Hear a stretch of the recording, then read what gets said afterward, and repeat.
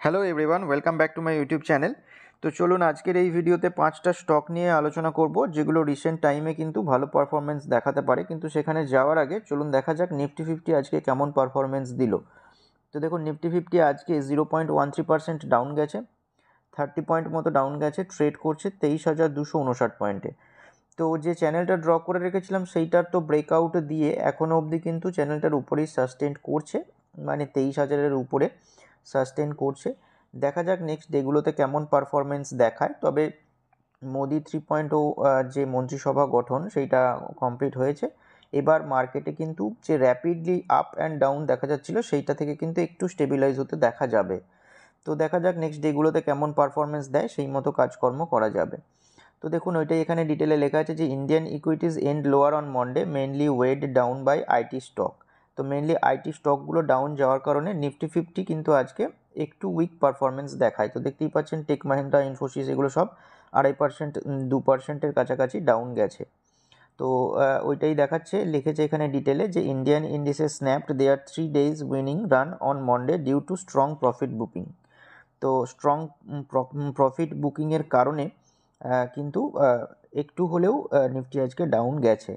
তো দেখুন Nifty fifty open হয়েছিল কিন্তু হায়ারে, তারপর দেখুন একটু একটু করে কিন্তু নিচের দিকে যেতে থাকে। মেনলি সেক্টর ওয়াইজ যদি দেখেন যে আইটি সেক্টর কিন্তু ড্র্যাগ করেছে নিফটি ফিফটিকে। আর সেন্সেক্স দেখুন 203 পয়েন্ট মতো ফল করেছে, মানে 0.3% ডাউন গেছে। আর এইদিকে যদি নিফটি ফিফটি দেখেন তো 0.1%-এর মতো। তো ওভারঅল সেন্টিমেন্ট কিন্তু একটু হলেও স্লাইটলি নেগেটিভ ছিল। তো মেন এই যে বললাম টেক মাহিন্দ্রা ভালো রকম ডাউন গেছে, তার সাথে ইনফোসিস এবং উইপ্রো ডাউন গেছে। উল্টো দিকে যদি দেখেন যে UltraTech cement, Grasim industries, Cipla এগুলো কিন্তু আজকে ভালো পারফরমেন্স দেখিয়েছে। তো চলুন এবার ওই স্টকগুলোতে যাওয়া যাক।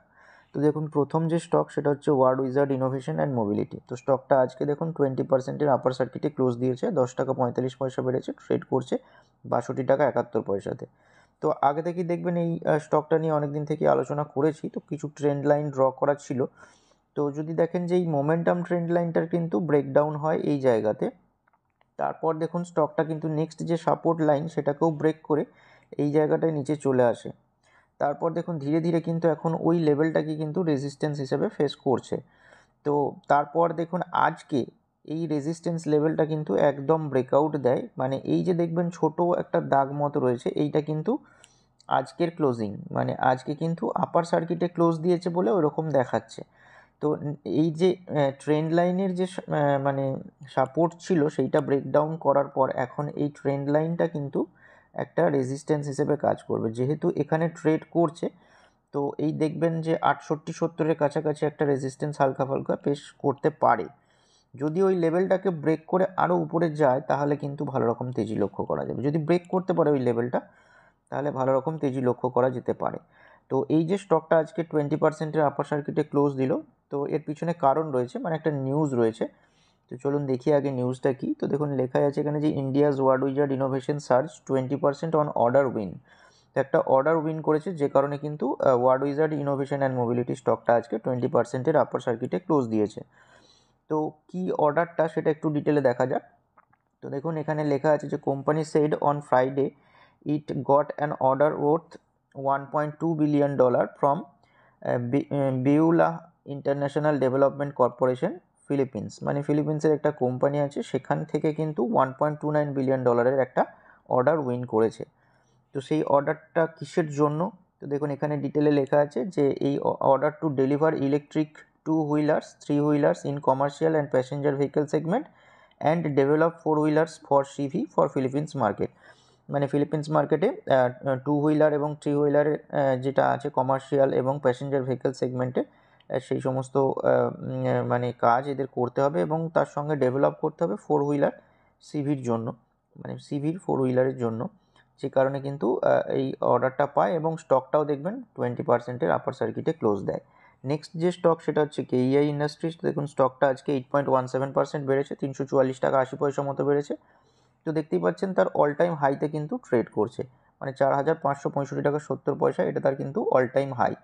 তো আমাদের নিয়ম জানাই আছে যে যে কোনো রকম বাইং দেখে বা মানে ভালো রকম বাইং দেখলেন, পরের দিন গিয়ে আপনারা বাই করে নিলেন, সেরকম কিন্তু না করাই ভালো।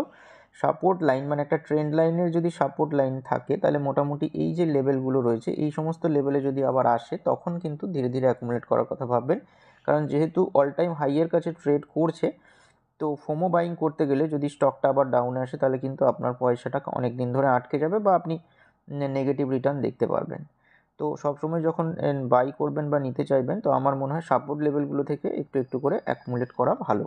স্টকটা যদিও স্ট্রং স্টক, ওয়্যার অ্যান্ড কেবল সেক্টরের স্টক, এইটা এবং পলিক্যাপ দুজনেই কিন্তু ভালো পারফরমেন্স দেয়। তবে দেখবেন যে জেনারেলি কী হয়, কেইআই যেদিন ভালো পারফরমেন্স দেয়, পলিক্যাপ সেদিন খুব একটা ভালো পারফরমেন্স দেয় না, এক্সেপশন কারণ ছাড়া আর কি, এক্সেপশন তো আছেই। তো দেখা যাক, তো যেদিন পলিক্যাপ দেয় না সেদিন কেইআই দেয়, আবার যেদিন কেইআই দিল সেদিন কিন্তু পলিক্যাপ দিল না। তো পরের দিন মানে কালকে দেখবেন হয়তো পলিক্যাপ ভালো পারফরমেন্স দেখাতে পারে। তো নজর রাখবেন দুটো স্টকের উপরই। নেক্সট যে স্টক সেটা হচ্ছে হ্যাপিয়েস্ট মাইন্ডস টেকনোলজি লিমিটেড। তো দেখুন স্টকটা আজকে 7.94% বেড়েছে, 66 টাকা 85 পয়সা বেড়েছে, ট্রেড করছে 908 টাকা 40 পয়সায়। তো এই স্টকটাকে যদি দেখেন, তার অল টাইম হাই থেকে কিন্তু অনেকটা ডিসকাউন্টে অ্যাভেলেবেল আছে। তো একটা দেখুন, একটা ডাউন ট্রেন্ড কিন্তু এটা ফলো হচ্ছে। তো যদি এই লেভেলটার দেখবেন যে আজকে একদম ব্রেকআউটের কাছাকাছি আছে, এই লেভেলটা যদি কনফার্মেশন এখানে পান যে আর একটা গ্রিন ক্যান্ডেল তৈরি হলো, মানে ব্রেক করলো, তাহলে কিন্তু এই স্টকটার ভালো রকম তেজি লক্ষ্য করা যেতে পারে। তবে যতদিন না মানে রেজাল্ট ভালো পাবলিশ করতে পারছে, ততদিন কিন্তু এই ব্রেকআউটটা সম্ভব নয়, কারণ এর প্রাইস টু আর্নিং প্রায় 90-র কাছাকাছি।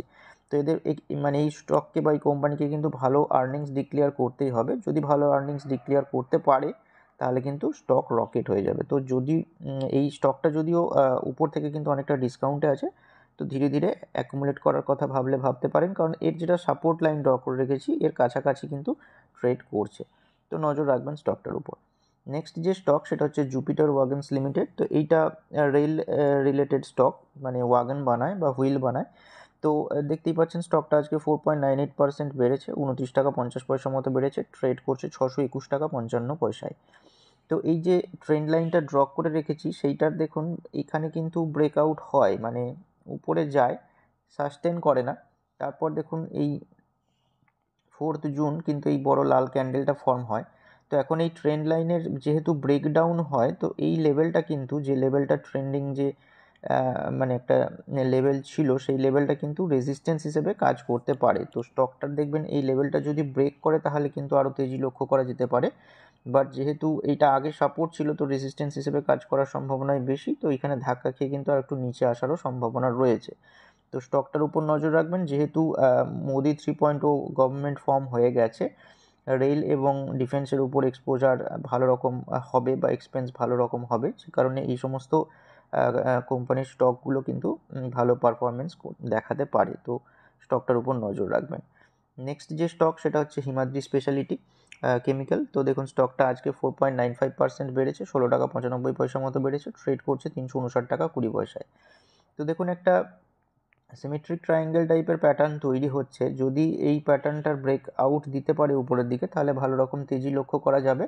তবে এখনও অনেকটা গ্যাপ রয়েছে, যদিও এইভাবে যেতে যেতে যদি মানে ব্রেক আউট দেয় বা ব্রেক ডাউন দেয়, দুদিকেই কিন্তু মুভমেন্টটা ভালো রকম ফাস্ট হয়। যদি ব্রেক ডাউন দেয়, তাহলে কিন্তু নিচের দিকেও খুব দ্রুত গতিতে পড়তে পারে। তো এই স্টকটার উপরেও নজর রাখবেন। তো দেখুন এই উইকে, মানে নেক্সট কয়েকটা দিনে কয়েকটা ডেটা রিলিজ হতে চলেছে, মানে যে দেখুন জুন 12 এটা ইন্ডিয়ার ইনফ্লেশন ডেটা যেটা আছে সেটা কিন্তু মানে পাবলিক হবে, এবং দেখবেন ইন্ডাস্ট্রিয়াল প্রোডাকশন ডেটাটাও কিন্তু পাবলিক হবে। আর এই কারণে কিন্তু মানে মেনলি ইনভেস্টাররা তাকিয়ে আছে। এর সাথেও দেখবেন 11-12 এই দুদিনে ইউএসের ফেড যে পলিসি, সেইটার মানে ডিসকাশন হবে, যে রেট কাট আসার সম্ভাবনা আছে কিনা, সেদিকেও কিন্তু ইনভেস্টাররা তাকিয়ে আছে। তো দেখুন এই পলিসি মিটিংটা স্টার্ট হবে কিন্তু 11 জুন, দুদিন ধরে হবে। 12 জুন কিন্তু ফাইনালি এদের মানে রেট, ইন্টারেস্ট রেটের যেটা ডিসিশন সেইটা অ্যানাউন্স করবে। তো এই উইকে কিন্তু এই সমস্ত ইভেন্টগুলো রয়েছে, তো এইগুলোর উপর একটু নজর রেখে কাজকর্ম করলে ভালো হয়। যদি ইউএস ফেডের তরফ থেকে কোনো রকমের মানে ইন্টারেস্টের যে রেট কাটের যে ডিসিশন সেটা যদি শোনা যায়, তাহলে কিন্তু USA stock market as well as Indian stock মার্কেটও কিন্তু ভালো পারফরমেন্স দেবে। ইন্ডিয়ান স্টক মার্কেট কেন ভালো পারফরমেন্স দেবে? কারণ ইউএসের যদি ইন্টারেস্ট রেট কাট স্টার্ট হয় তো ধীরে ধীরে ইন্ডিয়াতেও সেই রেট কাটটা স্টার্ট হবে, যে কারণে কিন্তু আরও কিন্তু স্টক মার্কেটে টাকা আসতে চলেছে, যার জন্য ভালো রকম গতি দেখা যাবে। তো এই সমস্ত দিকগুলো একটু নজর রেখে কাজকর্ম করবেন। আর স্টকগুলোর চার্টগুলো নিয়ে আলোচনা করা হলো, কোনো রকমের কিন্তু রেকমেন্ডেশন নয়। আপনারা ইনভেস্টমেন্ট করার আগে আপনার ফিনান্সিয়াল অ্যাডভাইজারের সাথে কনসাল্ট করে করবেন। আর যদি ভিডিওটা ভালো লেগে থাকে তাহলে লাইক করতে পারেন এবং চ্যানেলটিকে সাবস্ক্রাইব করতে পারেন।